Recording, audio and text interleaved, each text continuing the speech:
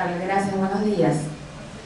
Bueno, esta es la última clase, así que van a pasar Navidad, me imagino, bastante descansados y con las notas aprobatorias que me imagino van a obtener luego de su examen.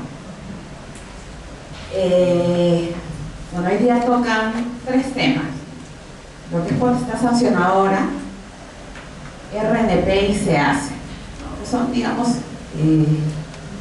temas, en el caso de SEACE y RNP, temas un poquito más operativos, ¿no? Creo que han sido regulados, por lo menos en lo que se refiere a los aspectos más básicos, han sido regulados en la norma.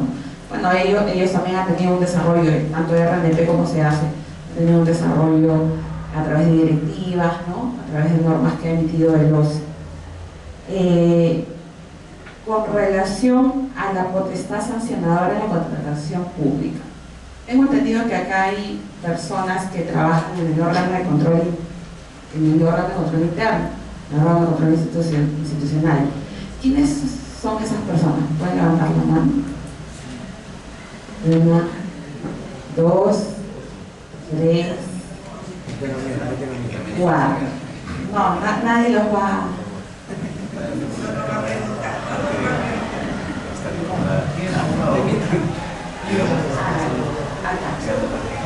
Ok, voy a solamente mover en 2 metros de distancia. Son 4 personas, ¿verdad? No hay más. Bueno, creo que son más, pero de repente no han venido todavía, en todo caso. Bueno, entiendo que ustedes están bastante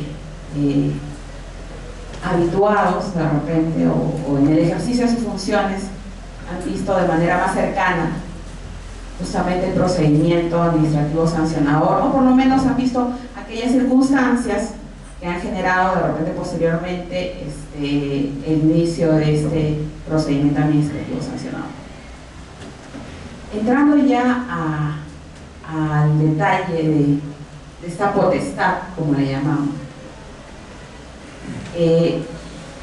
debemos partir señalando que hay 2 sujetos claramente identificados, ¿no?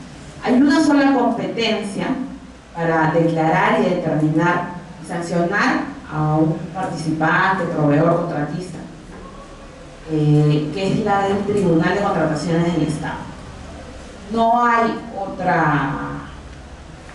otro ente, no hay otra vía, en todo caso a nivel de entidad, que tenga esta competencia, ¿no? Es una competencia exclusiva del Tribunal de Contrataciones del Estado. Ese es, digamos, el sujeto activo, como lo hemos llamado, ¿no?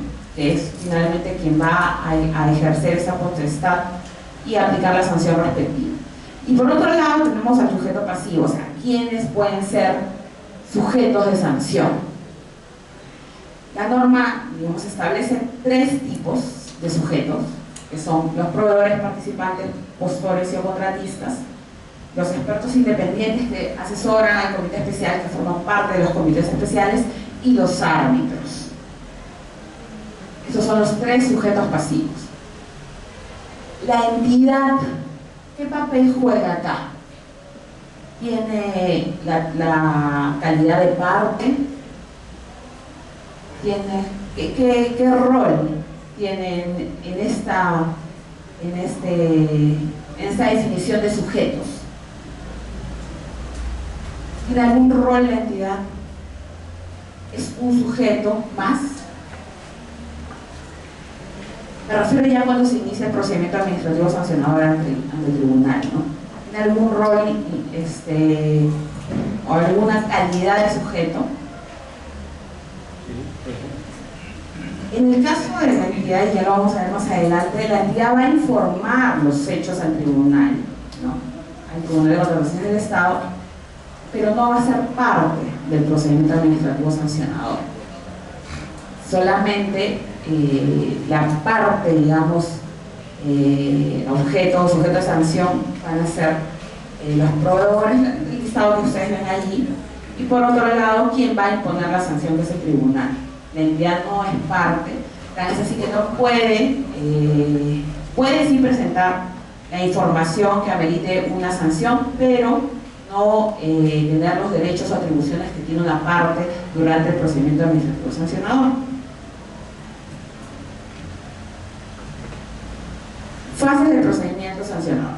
Digamos, tenemos una fase instructora que es de acopio de documentación, de acopio de información, de investigación, entonces tiene estas 3 subfases, y la fase decisoria, que es ya cuando el tribunal toma,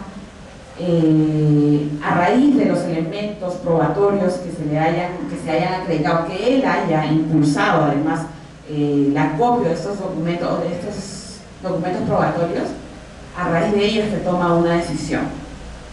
Digamos, es un procedimiento relativamente sencillo, pero que implica toda una etapa de investigación, de acreditar que efectivamente al sujeto pasivo se le debe aplicar la sanción que está establecida en norma, ¿no? ¿Qué aspectos relevantes debemos tener en cuenta durante el procedimiento administrativo sancionador? Primero, que el tribunal puede tomar conocimiento de hechos constitutivos de infracción como de oficio. ¿Cómo de oficio? ¿Qué significa de oficio? Un ejemplo.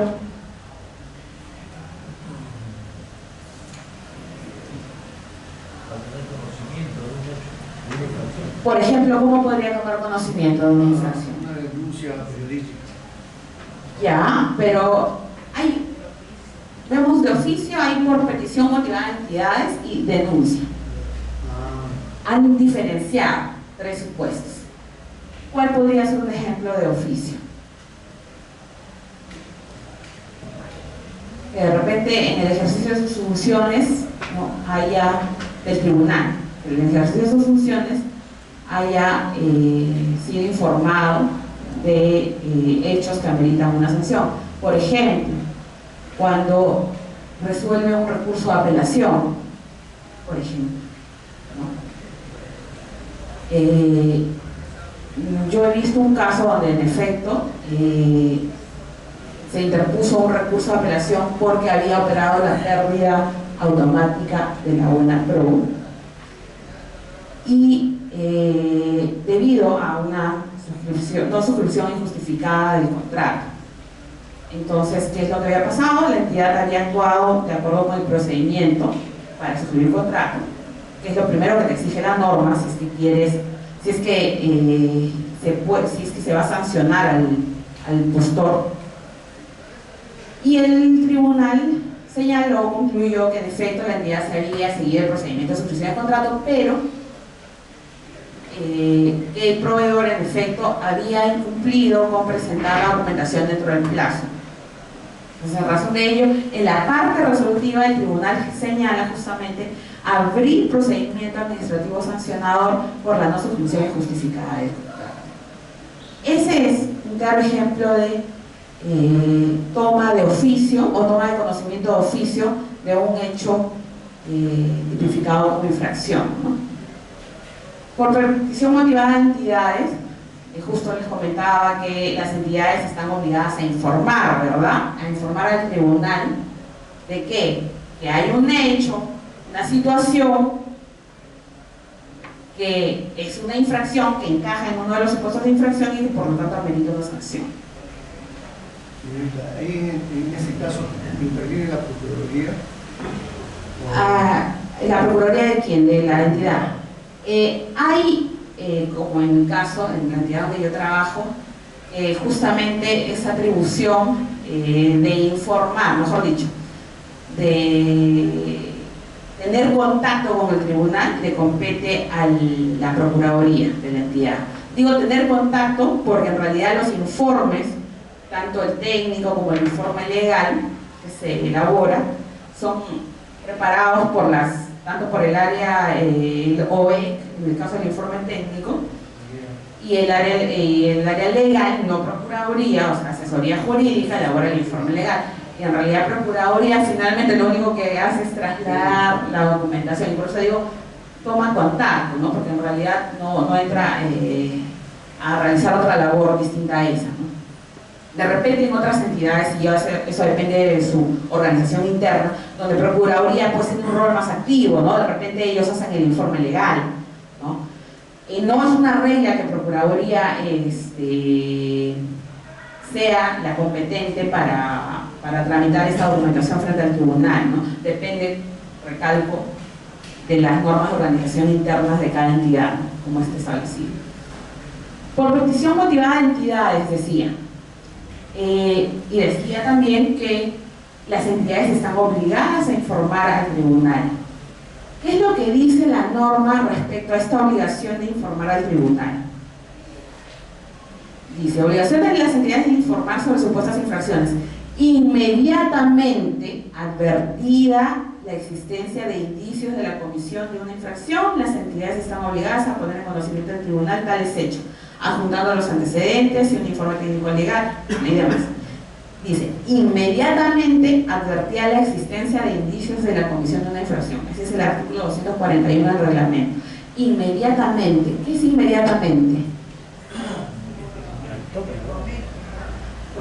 Pero inmediatamente para una entidad puede ser al día siguiente, puede ser de aquí a 5 días, puede ser 10 días, puede ser dentro de un mes. No, definitivamente tiene que ser luego de la comisión.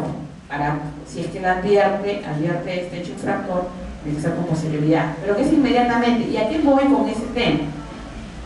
Nosotros hemos tenido un caso donde hubo, digamos, una demora, entre comillas, de esta situación de poner en conocimiento del tribunal. Parece que pasaron más o menos 3 meses. Por razones X. El órgano de control institucional indicó que la norma establece la inmediatez, ¿no? La inmediatez de esta comunicación al tribunal. Y les vuelvo a preguntar, ¿qué es lo inmediato? ¿No? Porque va a depender también de la carga laboral de repente del área. O sea, definitivamente puede tener justificación una demora, entre comillas, y digo entre comillas porque como no hay un plazo mínimo, no podemos pues hablar propiamente de demora. De repente para ustedes 5 meses todavía está dentro de lo normal, o de repente pasaba el año. Ya es un tema muy subjetivo. ¿Qué es lo ideal en estos casos? Lo ideal es que internamente de repente se pueda establecer un plazo a nivel de OEC, me refiero, de determinar un plazo para que el órgano encargado de las contrataciones, es decir, una vez que se le indica al analista que tiene que tramitar esta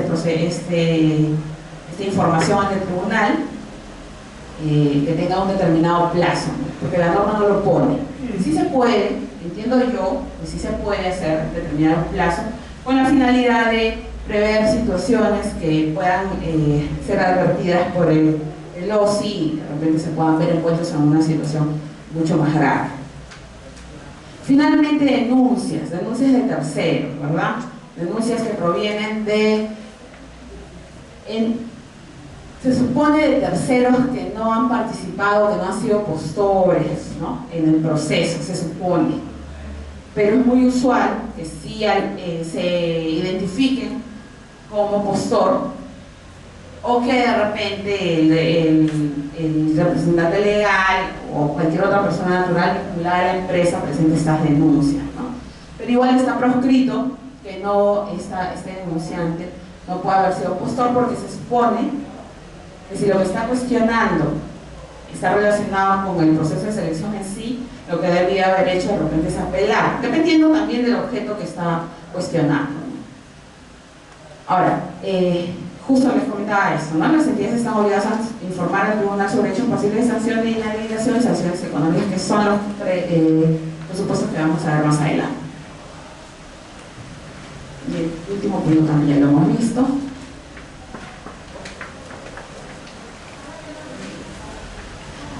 Para que inicie el procedimiento administrativo sancionador se requiere una decisión que justamente señale que se está dando inicio al procedimiento administrativo sancionador, ¿no? Para ello, previamente, el tribunal acopia la documentación, solicita al denunciado la documentación para que haga sus descargos, para que realice sus descargos, y dependiendo de ello, de la evaluación que haga, va a dar inicio al procedimiento administrativo sancionador. ¿Cuál es el plazo para que presente sus descargos? Son 10 días hábiles siguientes contados desde la notificación. bajo apercibimiento de resolverse con la documentación que ya tenga. Ojo, o sea, si no presentas, no es que vas a dilatar la investigación que está haciendo el tribunal, no. Con lo que ya tiene el tribunal, con eso nomás continuará con la apertura o no del procedimiento administrativo sancionado.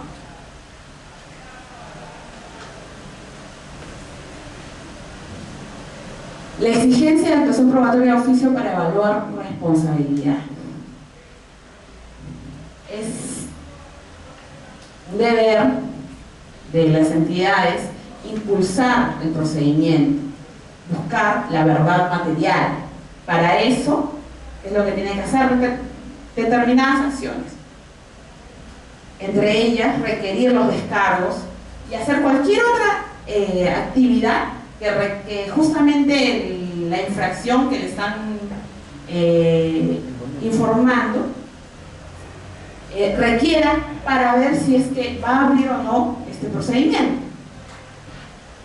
Y la otra gran premisa es la presunción de licitud, porque esa es la premisa de la que parte el tribunal. O sea, no parte asumiendo de que efectivamente ha habido comisión de infracción o no. Parte, la premisa es: no ha habido esa infracción, pero como me lo están denunciando, entonces yo tengo que darle al denunciado el plazo para que efectúe sus descargos, ¿no? En busca de la verdad material. ¿Y la verdad material qué es? Encontrar la verdad de los hechos. Hay plazos máximos para emitir la decisión de inicio del procedimiento sancionador y determinar la asistencia de responsabilidad por infracción. Ahora, el incumplimiento de plazos no determina la extinción de potestad, o sea, no es que porque incumpla ya se acaba el procedimiento administrativo sancionador, porque incumpla los plazos, pero va a generar la responsabilidad de los funcionarios, ¿no? Antes, ya hace algunos años, estos procedimientos administrativos sancionadores duraban 2 años, si no más. La carga laboral que tenía el tribunal era, digamos, bastante pesada, ¿no? Ahora que ella, digamos, está más organizada, o ha contratado inclusive personal para que la apoyen en esas labores, es un poco más ágil, ¿no? Pero hay infracciones pues que son recurrentes, ¿no? ¿Cuál es la infracción más recurrente o que tiene altos porcentajes de comisión? ¿Saben? ¿O cuál puede ser?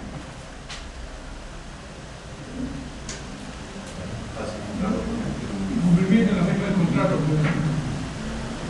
Por acá dijeron falsificar documentos, o sea, presentar documentos falsos. Por allá no se funciona justificada de contrato. La que tiene el más alto porcentaje justamente es presentar documentos falsos o información inexacta. Y justamente eso ha dado lugar a que la sanción o el plazo de sanción sea diferente al de los otros supuestos.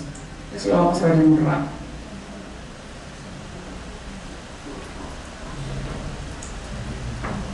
Prescripción de la potestad sancionadora. Para que opere la prescripción, tiene que haber solicitud de parte, es decir, la parte que se va a ver afectada en este caso va a requerir que opere la prescripción, o sea, el denunciado es el que va a requerir que opere la prescripción y lo va a tener que indicar, lo va a tener que señalar. No he visto, al menos en lo que yo he venido trabajando, que el mismo tribunal indique que ha operado la prescripción. Me parece que iba a haber una situación así, pero hasta donde indica la norma, esa solicitud de parte, ¿no? La prescripción se tiene que requerir. Se produce a los 3 años desde su comisión. O sea, una vez que se ha cometido el hecho infractor, si la entidad no hace nada, no hay ninguna denuncia de por medio, el tribunal no toma conocimiento de esa infracción de oficio, han pasado 3 años, por lo tanto, 3 años y 1 día, prescribe la infracción, es decir, ya no va a ser sujeto de sanción esta persona natural jurídica, ¿no? Por eso dice 3 años desde su comisión, desde la comisión de la infracción. Ahora, la regla general es que el cómputo del plazo para contar la prescripción sea desde la comisión de la infracción, pero hay casos especiales de inicio del cómputo, ¿no? Desde la notificación del laudo, sentencia firme. ¿En qué casos? En casos se haya entregado el bien, entregado el servicio, o ejecutado la obra con existencia de vicios ocultos, ¿no? ¿Por qué? Porque en el caso de vicios ocultos se va a requerir justamente esto: laudo o sentencia firme, ¿no? Obviamente, salvo que el proveedor, pues sin ningún reparo, presente la garantía y se haga responsable por vicios ocultos. Pero en estos casos, de vicios ocultos, es de la notificación del laudo o sentencia firme. Otro caso especial: desde que el titular de la entidad toma conocimiento en casos de incumplimiento injustificado de las obligaciones del contrato o hasta los plazos de responsabilidad establecidos en las bases. Constatado luego de otorgada la conformidad de la prestación. Ya la entidad otorgó la conformidad de la prestación y con posterioridad es que determina que ha habido un incumplimiento injustificado de las obligaciones. En ese caso, el cómputo de la prescripción va a ser desde que el titular de la entidad toma conocimiento de esos hechos. ¿Por qué? Porque se supone que si ya otorgué la conformidad, el paso siguiente, ¿cuál es? Después de la conformidad, el pago, ¿no? Entonces, se supone que todo ha ido marchando correctamente, ¿no es cierto? Entonces, si todo ha ido marchando correctamente y después se advierte que en realidad ha habido un incumplimiento injustificado de obligaciones, la prescripción se tendría que contar desde que el titular toma conocimiento de esos hechos, porque de otro modo no puede, pues, tener una bola de cristal para suponer que esta situación se ha presentado. Ahora, en el caso de presentación de documentos falsos o información inexacta a las entidades o al tribunal o al OCE, el periodo, el plazo de prescripción es de 5 años desde la comisión de la infracción. Es un plazo más extenso, como se podrán dar cuenta. O sea, no es que a los 3 años de cometer la infracción ya prescribe, por lo tanto ya no me van a poder sancionar y ya me libré, no. En el caso de presentación de documentos falsos es hasta 5 años. Si la entidad se demora en informar al tribunal, tiene 5 años todavía para hacerlo.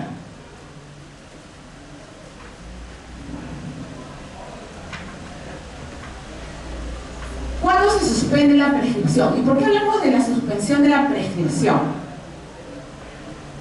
Porque en principio el plazo, mientras que no haya una decisión final, el plazo de prescripción debería seguir corriendo. Es decir, si yo cometí una infracción, ya se me inició procedimiento sancionador, en principio, lo lógico de repente sería, oye, que siga corriendo, porque mientras que no haya una decisión final, nadie, principio de presunción de licitud, ¿por qué yo voy a cargar con que me sigan contando el plazo para la prescripción, ¿no? Entonces,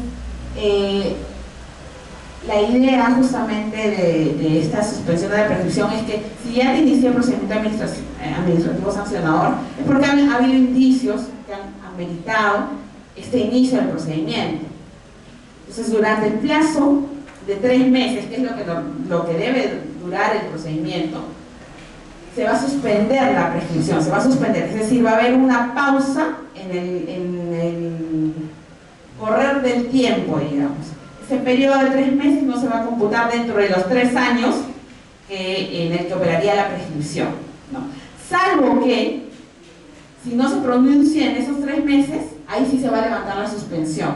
Es decir, va a ir en contra de quién, del Estado, porque ya va a comenzar nuevamente a operar, a correr el plazo, a seguir corriendo el plazo para que opere la prescripción, ¿no? Por eso ahí se levanta la suspensión, reanudándose su cómputo y adicionando todo el periodo anterior a la suspensión e inclusive los 3 meses de suspensión. ¿Cuándo también se suspende la prescripción? Cuando hay cuestiones previas, por ejemplo, proceso judicial o arbitral necesario para determinar responsabilidad. Se va a tener que suspender el plazo de prescripción. Se inicia la suspensión con el acuerdo del tribunal que así lo determine y se levantará la suspensión de la prescripción con la comunicación al tribunal de la sentencia o laudo arbitral. ¿Hasta aquí alguna pregunta, algo que no les haya quedado claro? ¿Les queda claro ese tema de la prescripción, de la suspensión de la prescripción? Porque de repente se sacan preguntas de acá para el examen. Entonces, la idea es que les quede claro, ¿no? ¿A qué se refiere? O sea, para tenerlo más claro, no más relevante, de repente de una manera más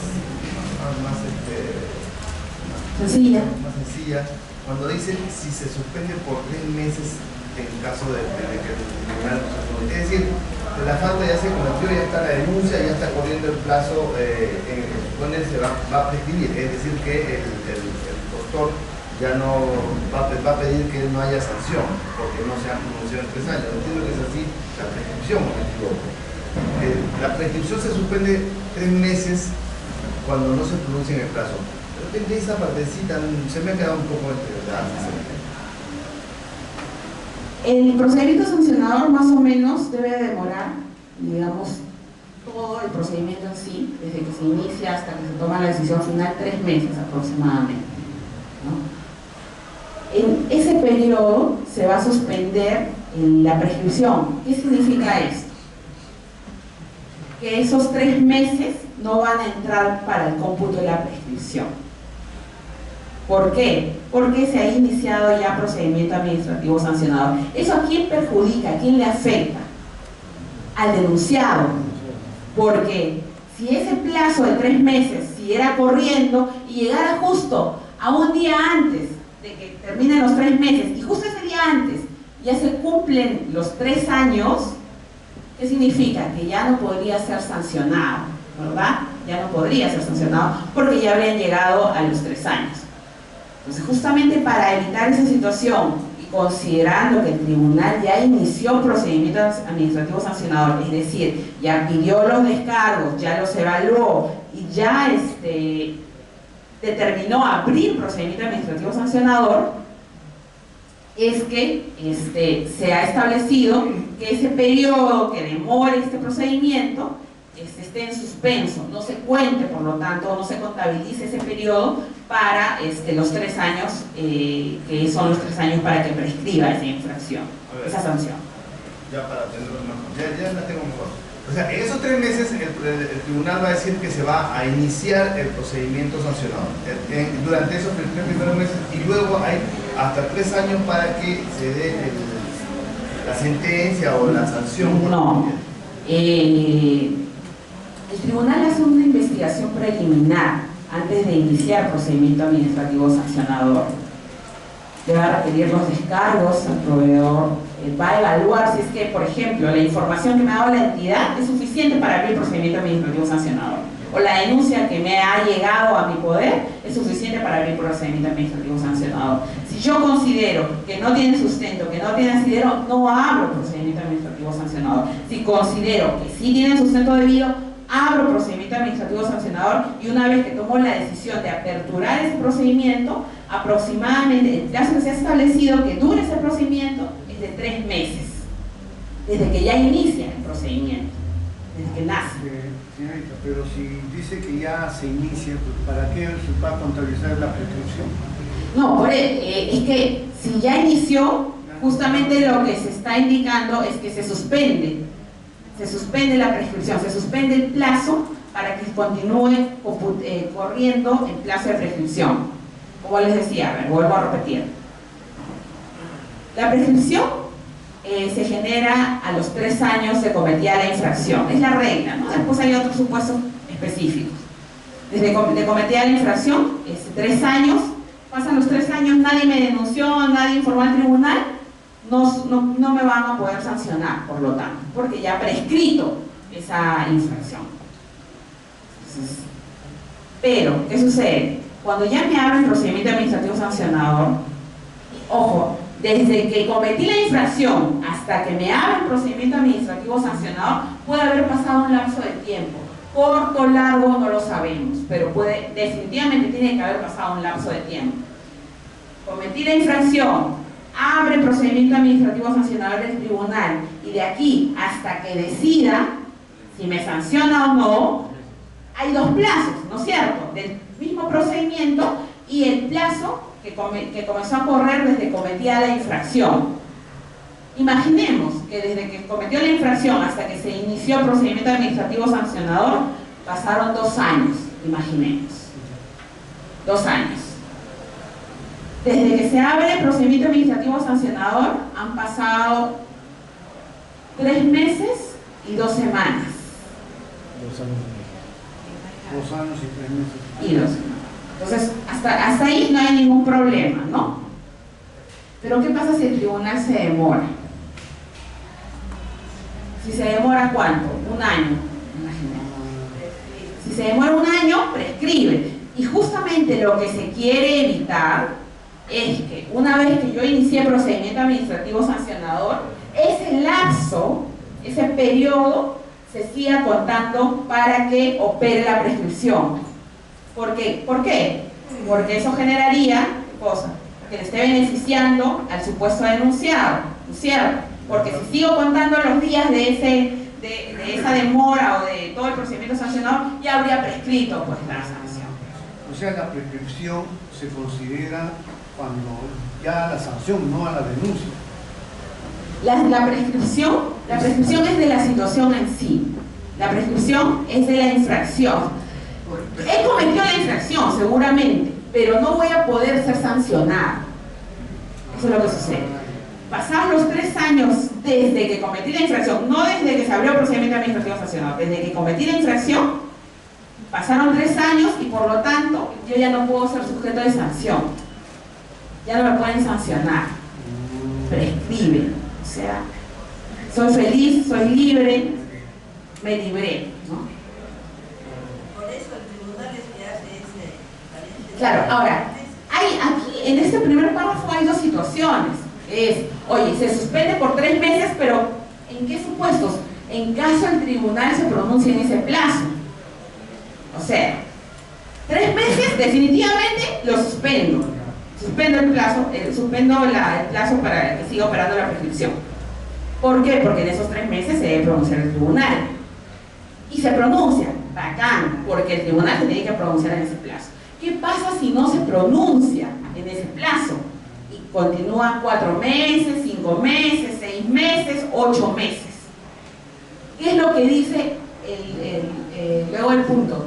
Si no se pronuncia en 3 meses, se levanta la suspensión. ¿Por qué? Porque por demora del tribunal, yo de denunciado no voy a cargar pues con esa ineficiencia de este ente, de este órgano, ¿no? Entonces se levanta la suspensión y vuelve a continuar corriendo el plazo de la prescripción. Es más, y dice, reanudándose su cómputo y adicionando todo el periodo anterior a la suspensión e inclusive los 3 meses de suspensión. Los 3 meses primeros que no le había contado, ahora sí los cuento por demorón, ¿no? Esa es la idea, ¿no? No sé si ahora sí ya les ha quedado más claro. Ahora, solo un poquito más. La infracción se cometió hoy día, pero la denuncia la pusieron dentro de 1 mes, porque recién se detectó un vicio oculto o 2 meses quizás. Correcto. ¿El plazo de prescripción corre desde el momento de la infracción o del momento en que fue detectado y denunciado? Desde la comisión de la infracción, no desde que se detecta, sino desde que se comete. Desde que se comete. Por eso, ¿y qué es lo que de algún modo se busca con esto? Oye, si tu entidad has advertido esta situación y no has hecho nada, responsabilidad de los funcionarios, sí, dice oculto también. A veces no se ve después de 1 mes, en algunos casos. Sí, en varios, ¿no? En el caso de obras, por ejemplo. Y bueno, el otro supuesto donde se suspende el plazo para que siga corriendo las prescripciones, lo que les decía, que haya proceso judicial o arbitral necesario para determinar responsabilidad, ¿no? Tipificación de infracciones administrativas. Aquí entramos ya a este detalle específico, ¿no? ¿Cuáles son los supuestos? Que están regulados en el artículo 51 y en su numeral 51.1 de la ley. Antes, no sé si se recordarán, que en el reglamento también había un artículo que era el 237 que recogía los mismos supuestos que el 51.1. Ahora en este artículo 237 del reglamento se ha establecido otro impedimento para ser participante postor o contratista, que por lo tanto se suma a los impedimentos del artículo 10 de la Ley de Contrataciones del Estado. Pero ya lo vamos a ver en un ratito también. Lo que les comentaba hace un momento, ¿no? ¿Cuál es la infracción que tiene el más alto porcentaje, que tiene la mayor cantidad de puntos entre todas las infracciones que son informadas al tribunal? Esta es la presentación de documentos falsos e información inexacta. ¿Qué principios están siendo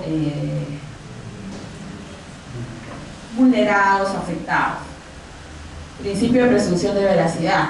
¿Por qué? Porque en principio, para la redundancia, toda la documentación que me presente el postor, luego el contratista, luego el proveedor, la considero que verdadera, ¿cierto?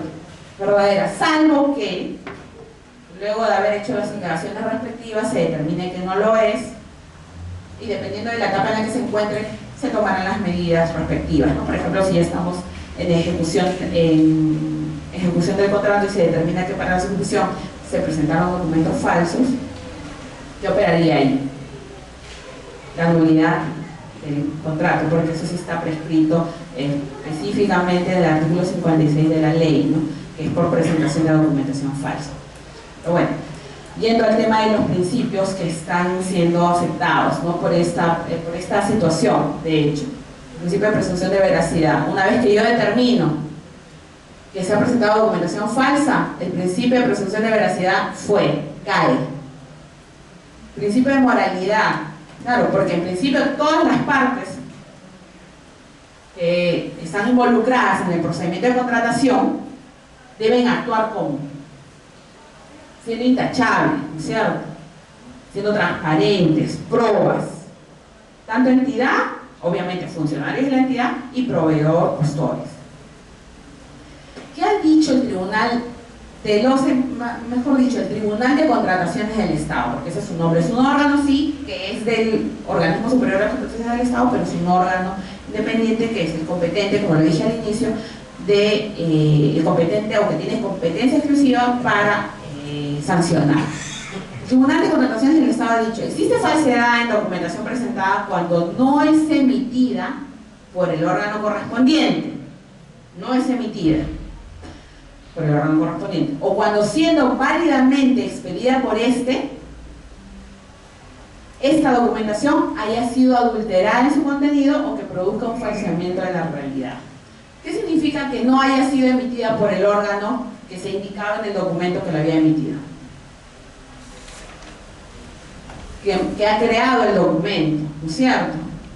Que de la nada apareció el documento, elaboró el documento y lo presentó como parte de su documentación. Es muy usual, lamentablemente, que los proveedores se presten entre sí experiencia, ¿no? Y digo se presten por llamarlo de algún modo, porque ¿qué sucede? Que durante el proceso de selección los postores presentan contratos más su conformidad, bien bonitos, con el mismo tenor, varios contratos con distintos clientes, que justo dicen la prestación, el servicio que se ha determinado como igual o similar al objeto de la contratación. Dicen tal cual, se nota que es el mismo formato, porque algunos ni siquiera reparan en eso. La constancia dice todo bonito, no hay ningún vacío, ¿no? Y son contratos por un monto altísimo, y entre privados. Y una empresa, la buscas, una empresa que recién se ha creado pues hace 2 meses, ¿no? 2 meses y ya está contratado por casi 1 millón de soles, ¿no? Y lo ha contratado a quién, a este postor que se está presentando en el proceso. ¿Qué hacer en esos casos? Como comité especial, si advierten una situación así, tienen otros indicios que puedan ayudarlos a informar esta situación al OEC, porque el comité especial no es quien hace la investigación, la fiscalización posterior, sino es el órgano encargado de las contrataciones. Si lo advierte, acumula una serie de indicios, puede informarlo, como le digo, al OEC, y esta pues seguirá su curso, lo cual no suspende el proceso de selección y tampoco puedo decidir descalificarlo, ¿no? Porque finalmente está presentando esta documentación que en principio es válida.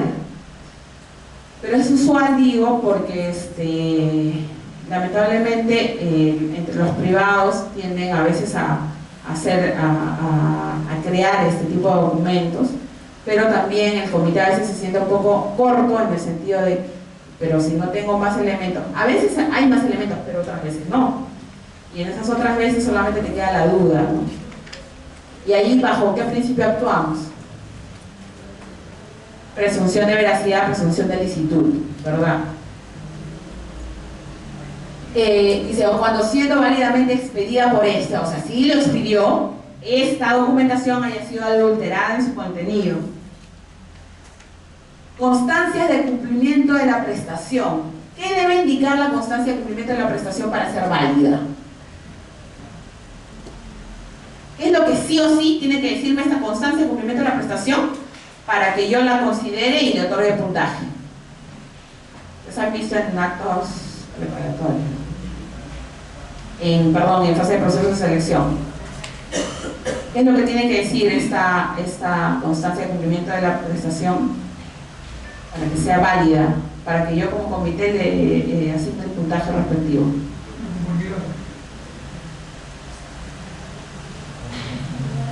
O sea, puede ser porque saben, no sé quién hacía su profesor. Tiene que decir que no hubo penalidades,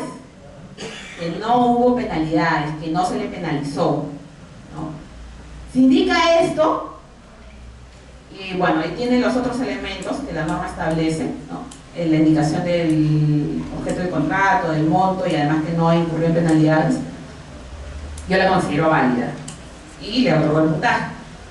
Lo que sucede a veces con relación justamente a este segundo supuesto de falsedad de documentos es que es la constancia de cumplimiento de la prestación, pero han hecho un pequeño cambio, ¿no? Porque en la constancia original decía, por ejemplo, que sí había incurrido en penalidades, y él borró, ¿no?, esa parte. Es una, digamos, alteración en el contenido del documento.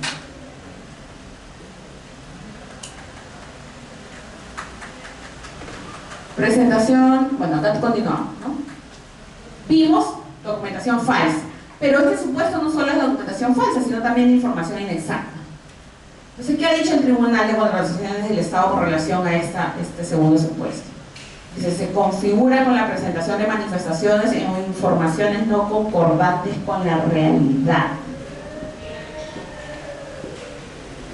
Ello es independiente de su autor o de las circunstancias del caso. Un ejemplo de información inexacta, ¿cuál podría ser? Dice, se configura con la presentación de manifestaciones o informaciones no concordantes con la realidad. Por ejemplo, pedí que me presente personal como parte de la propuesta, y que este personal tenga por lo menos 2 años de experiencia, y que presente una declaración jurada al postor, porque el postor es el obligado, que el postor presente una declaración jurada indicando que todo su personal tiene como mínimo 2 años de experiencia en determinado rubro. Luego se constata que no es así. Información inexacta, ¿verdad? Presunción de buena fe y legalidad de los actos de los administrados, exacto. De eso partimos, ¿no? Si no hay indicios suficientes, definitivamente pues esto se cae por sí solo, ¿no? No puedo continuar. En el caso de documentación falsa, ¿qué medidas pueden tomar? Ya concretas, ya cuando están en la misma situación. tengo un documento, me parece falso, me parece que la firma no corresponde. En ese caso puntual de que la firma no corresponde, ¿qué podría hacer la entidad? ¿Qué debería? Mandar a la compañía a confirmar el... ¿Qué es lo que ha dicho el tribunal en estos casos? ¿De quién se requiere, en el caso de la falsedad de documentos, de quién se requiere, o también de información inexacta, de quién se requiere el pronunciamiento? ¿De qué? De la entidad que emitió, o de la persona que emitió, porque puede ser una persona, de la persona que emitió el documento supuestamente falso. ¿Basta con eso? El tribunal ha dicho constantemente que sí, que basta con ello. Yo considero que hay algunos casos donde de repente no es suficiente, ¿no? Porque, valgan verdades, hay empresas que están vinculadas a esa incompetencia, ¿no? Y a veces sucede que una, por sacar su competencia a la otra, soborna gente, qué sé yo. O ella misma a veces es quien ha emitido ese documento, después lo desconoce. Yo he visto un caso del tribunal donde sucedió una cosa muy parecida a la que les estoy comentando. Que primero el emisor dijo, no es mío, yo nunca lo emití. Reconsideró el proveedor, reconsideró el denunciado, y en la reconsideración presenta una carta del emisor que había dicho que no lo había emitido. Y ahora dijo, no, sí lo emití. Y el tribunal finalmente decidió, dijo, no, ha dicho que sí lo emitió. O sea, primero dijo que no, y eso avaló su resolución inicial. Luego dijo que sí, y por lo tanto a través de la reconsideración ya no le aplicaron la sanción. Yo digo, es relativo, o sea, contar solo con el dicho del emisor, porque en este caso puntual, por ejemplo, se prestan suspicacias, ¿no? En el sentido, oye, ¿qué fue lo que le hizo cambiar de posición, de opinión, ¿no? Exacto, o sea, puede ser que hayan conversado, ¿no?, sobre el tema y le hayan convencido. Bueno, esa es la posición, digamos, más transparente, más sana. Pero digamos que no, eso no ocurre en todos los casos. Les digo eso porque yo he visto un caso donde lo que se hizo fue, aparte del dicho del emisor, se hizo una pericia grafotécnica a pedido de parte y amparándonos en la Ley de Procedimiento Administrativo General, que indica que en el caso de las pericias, quien se hace cargo de los costos de ella es el denunciado. Eso está recogido expresamente en una resolución del tribunal. El tribunal, como ustedes saben, está compuesto por distintas salas y cada una de las salas tiene sus propios criterios. Lo ideal sería que todos sean uniformes, pero no es así. Entonces, se hizo eso y se corroboró en efecto que no era la firma, pues, de esta persona. No había sido el documento porque era un contrato. Que esta empresa, que la emisora había hecho que efectivamente no lo había firmado, y se corroboró con la pericia que no lo había hecho. Y a mí me parece importante a veces tomar estas medidas considerando que lo que va a la consecuencia de imputar responsabilidad de este tipo es la sanción que le va a corresponder al denunciado. De repente inclusive que la entidad se quede sin contrato si es que ya se tiene contrato firmado, ¿no? Y la consecuencia, pues, de anular el contrato, ¿no? Entonces yo creo que sí debiera haber justamente este impulso de la entidad, que parte de la entidad, de acopiar la documentación respectiva para imputar una infracción y por lo tanto solicitar la aplicación de una sanción. Sí, para hacer ¿Qué esa... sucede con el que dijo que cambió de parecer? ¿Qué sucede? Descubrieron que... No, bueno, la resolución del tribunal que atendió la reconsideración ahí quedó, ¿no? Ya no sé qué sucedió después, ¿no? Eso ya no ameritaría ninguna otra resolución, porque ¿quién se va a quejar ahí? Si el denunciado ya le dieron la razón, no hay más, ¿no? Bien. Para realizar todas esas pericias que tiene un costo que tiene la entidad va a ser, toma en cuenta los montos del contrato. Por ejemplo, si los montos del contrato es bien alto, amerita, ¿no? Pero si son muy pequeños... Hay muchas, claro, sí, en efecto, sí. Debería digamos, evaluarse eso, ¿no? Porque en principio cuando tú imputas una infracción a alguien, tienes que tener los elementos de juicio necesarios para imputarle esa infracción. Entonces, como les digo, el tribunal ha dicho que basta el dicho del emisor. Yo considero que en algunos casos no es tan así, que me parece un poco débil contar solo con el dicho del emisor. Si se tienen que considerar otros elementos, como, oye, voy a ver cuán importante es este contrato, si tiene un monto alto, si amerita realizar ese tipo de acciones, podrían hacerlo y pueden hacer un análisis costo-beneficio. Porque, ¿qué pasa? Que finalmente el costo de esa pericia o de cualquier otra acción que tomen, lo va a cargar, ¿quién lo va a hacer? El denunciado. No lo va a hacer la entidad, no lo va a hacer la entidad. No. El costo no lo asume la entidad. Hay un artículo específico en la Ley de Procedimiento Administrativo General que indica que el costo lo asume el denunciado. Resolución del 2012, si no me equivoco, que hace, si no me equivoco, es la 635, que justamente hace un desarrollo bastante exhaustivo de todo ese tema de la pericia de grafotecnia y de las normas pertinentes de la Ley de Procedimiento Administrativo General. Otros supuestos: que se registren como participantes, sean postores o suscriban contrato o acuerdo de convenio marco sin contar con inscripción vigente en el RNP. Ya sabemos que uno de los requisitos para que una persona natural o jurídica sea participante, postor o contratista, ¿cuál es? Que tenga inscripción vigente en el RNP. ¿Y qué más? A ver, cómo recordamos. Que no esté sancionado, que no esté inhabilitado, ¿no? Que no esté inhabilitado y que más, que no esté dentro de los supuestos de impedimento, ¿no? Para contratar con el Estado, que están establecidos en el artículo 10.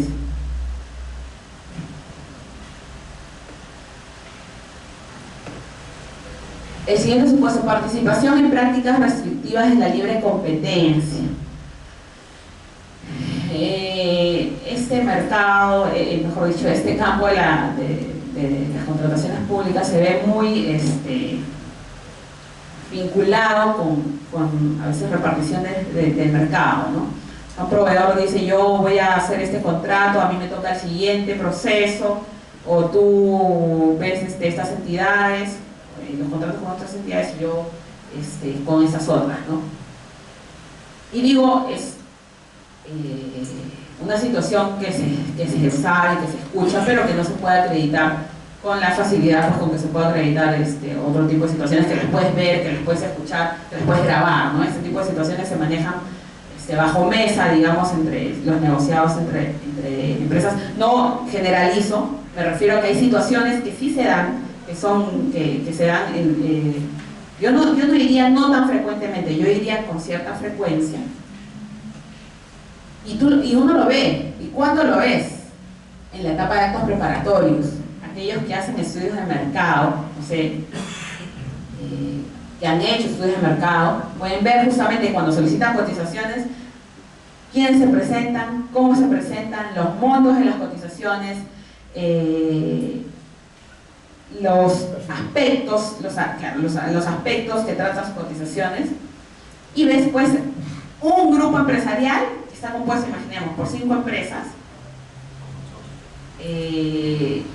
Cada una de ellas quiere presentar su propia cotización, pero son, claro, definitivamente, oye, tú puedes decir, no, pero son empresas distintas. Sí, en efecto son empresas distintas, pero o tienen representantes legales comunes, o tienen accionistas comunes, ¿no? ¿Y qué presentan? A veces cotizaciones distorsionadas, ¿no? Unas muy bajitas, unas muy altas, o todas bien altas, ¿no? ¿Por qué? Porque lo mejor para el proveedor, ¿qué es? presentado, ¿qué cosa? Bajar. Cotizaciones más altas. ¿Por qué? Porque en el proceso de selección, ¿qué pasa? El monto que tiene que... Pero se bajan, claro, se bajan. Porque ellos ya saben cuál es su costo. Mientras más alto, mejor. Porque la bajada no va a ser tanta porque siempre van a tener su utilidad, ¿no?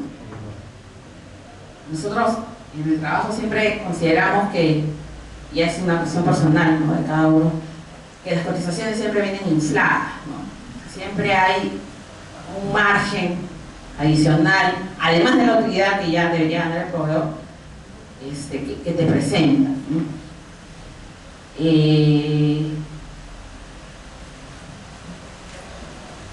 Como les decía, en este campo de las contrataciones se ha prestado un poco a esto, a la repartición de mercado, a las prácticas restrictivas de la libre competencia. Se juntan dos, sacan de carrera al otro, piden, hacen consultas, observaciones a las bases, porque quieren, ¿qué cosa? Que los términos de referencia, las especificaciones técnicas, que contengan su producto, ¿no? ¿Por qué? Porque me conviene, porque así los otros que no lo tienen, porque yo soy el único que tiene la representación de esa marca, o del producto en sí, ¿no? Me conviene a mí que se modifiquen esos términos de referencia y saco de competencia a las otras empresas o personas. Pero doctora, lamentablemente, hablamos exactamente, hay cotizaciones económicas baratas que muchas compañías no quieren ni facturar con el Estado porque demoran en pagar. Hay de los dos, hay de las bien altas y hay de las que tú dices, el costo del servicio, el costo del bien no puede ser pues no hay ningún indicio, ningún referente que me diga que puede ser tan barato, y eso te dice mucho de la empresa, ¿no? En el sentido de que, oye, me estás dando tan barato, ¿me podrás cumplir? ¿Sabrás cómo es contratar con el Estado? ¿Sabrás que se puede demorar más de 15 días el pago y la conformidad más de los 10 días? ¿No? Esos son costos que lo tienes que considerar, o sea, que lo tiene que considerar el proveedor cuando se presenta al proceso de selección, ¿no? Antes, nosotros en las cotizaciones siempre les decíamos, considera que hay una garantía de seguridad de la oferta cuando la había, ¿no? Luego las garantías de cumplimiento, ¿no? Que son costos que también se tienen que asumir, ¿no? Porque si las pierden, imaginemos, es un costo que deben de considerar en su cotización y por lo tanto luego en su oferta económica. Con relación a este supuesto, dice relacionado con exigencias para las entidades contratantes en el diseño y conducción de los procesos de selección. Principio de libre concurrencia, que es lo que ya hemos venido hablando, principio de libre concurrencia y competencia de la ley, y está relacionado con el principio de publicidad. ¿Qué principio es el que se va a ver afectado con esa práctica restrictiva de la libre competencia? Definitivamente, pues el principio de libre competencia, o libre concurrencia y competencia de proveedores, ¿no? El artículo 11 de la Ley de Contrataciones del Estado establece que los postores están impedidos de concertar entre sí o con terceros para establecer prácticas restrictivas. ¿Cómo establecen esas prácticas restrictivas? No participan en procesos o no presentan propuestas. A nosotros nos pasó también una vez que no se presentó nadie, se declaró desierto el proceso, ¿no? Y fue adrede, ¿no? En el sentido, o sea, puede ser que, tampoco quiera decir que la entidad es perfecta y que su valor referencial siempre es correcto y considera todos los aspectos, ¿no? Puede ser que el valor referencial sea muy bajo, ¿no? Definitivamente puede ser. Por ejemplo, cuando me presentan cotizaciones muy bajas y no tengo más, no me quieren cotizar más empresas, ¿qué hago ahí? No tengo históricos que utilizar, no tengo precios del SEACE de otras entidades, ¿qué hago? Nosotros hemos tenido, creo que cerca de un año, más de un año, casi 2, un servicio que hasta ahorita no sale. No hay mercado. El tema ahí es que no hay mercado. O sea, nadie quiere, mejor dicho, así como están definidos los términos de referencia, nadie cumple. Nadie cumple. nadie está interesado tampoco en cumplir siquiera, ¿no? O sea, porque de repente es un servicio de transporte, traslado. Y no es aquí, es en una, bueno, no es en Lima, metropolitana. Pero bueno,